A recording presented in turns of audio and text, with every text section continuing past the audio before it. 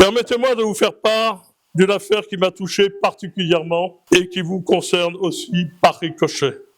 Certains s'en souviennent peut-être, mais le 31 janvier 2024, le Parisien titrait dans la rubrique Justice, sur un bon quart de page, le président des chasseurs placé en garde à vue, illustré d'une photo de moi que je ne connaissais pas, où j'ai l'air accablé. Cet article faisait suite à celui de La Voix du Nord, où c'était mon ami Jean-Michel Takoun, vice-président de la Fédération du Pas-de-Calais, co-accusé avec moi, qui était à l'honneur. De quel crime n'étions-nous accusés? Car pour être mis en garde à vue pendant 8 heures à la brigade financière de Lille et de risquer, selon l'article du Parisien, 5 ans d'emprisonnement et 500 000 € d'amende, cela devait être gravissime. De fait, nous étions accusés par la présidente du groupe socialiste, communiste et écologiste du Conseil régional des Hauts-de-France de prise illégale d'intérêt pour avoir porté des délibérations qui accordaient des subventions à l'opération Hauts-de-France propre, la fête de la ruralité, et la CPO pour la Fédération régionale des chasseurs. Par ces attaques odieuses, notre opposante politique a essayé d'instrumentaliser la justice pour nous nuire politiquement. Il est vrai que ces différentes publications sur les réseaux ne laissaient aucun doute sur son hostilité très forte envers la chasse et les chasseurs. Or, il se trouve qu'avec nos camarades, nous offrons constamment pour mettre en avant le rôle primordial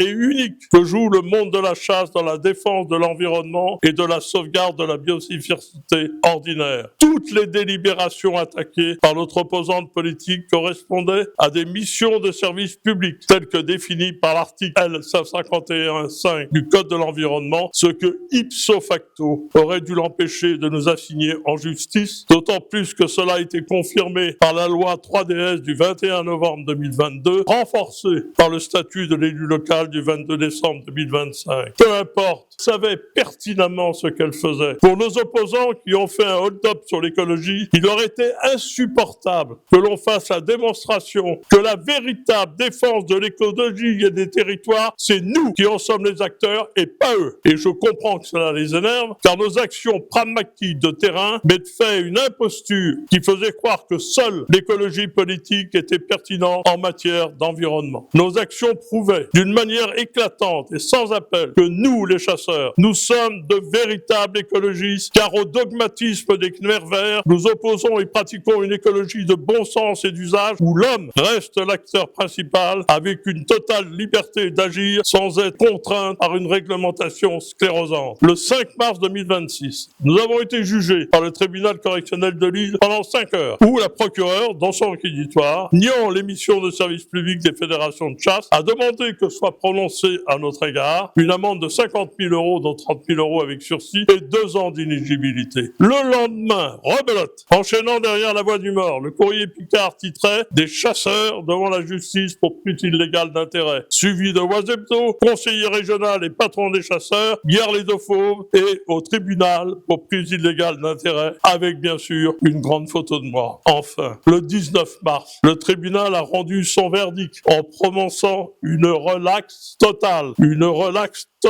des faits qui nous étions accusés. Les juges, dans leur grande sagesse, ont reconnu que ces délibérations concernaient bien des missions de service public et que les fonds de ces subventions n'avaient bien servi qu'à cela et à rien d'autre, et qui convenait donc de prononcer la relaxe totale des faits qui nous étaient volontairement et injustement reprochés par nos opposants anti-chasse. Je tire de cette lamentable affaire 2 conclusions. La première, c'est que j'en ai été vraiment meurtri, car pendant 2 ans, vu les titres des journaux, certains d'entre vous ont pu légitimement douter de mon intégrité morale. Vous savez, le vieux dicton, il n'y a pas de fumée sans feu. La deuxième, c'est que comme dit une autre dicton, tout ce qui ne vous tue pas vous renforce. Ils ont voulu me tuer politiquement, c'est raté. Et au contraire, ils ont renforcé comme jamais ma volonté d'affirmer avec encore plus de force ce que la chasse apporte à la société à travers ses missions de service public très nombreuses, puisqu'elle va jusqu'à la veille sanitaire et la lutte contre les zoonoses. Plus que jamais, dans les Hauts-de-France, pendant les 2 ans qu'il me reste de mes 2 mandats fédéral et régional, non seulement je ferai tout pour remettre à sa place légitime qu'elle mérite la chasse dans la défense de l'environnement, mais aussi je rendrai coup pour coup à ceux qui veulent l'unir, et même je devancerai les coups s'il le faut. Je pense que vous ne tarderez pas à vous en apercevoir, car je ne laisserai jamais salir ce que nous représentons derrière nous. Derrière nous, il y a une histoire, il y a une culture, il y a une France debout, et nous sommes fiers de ce que nous sommes.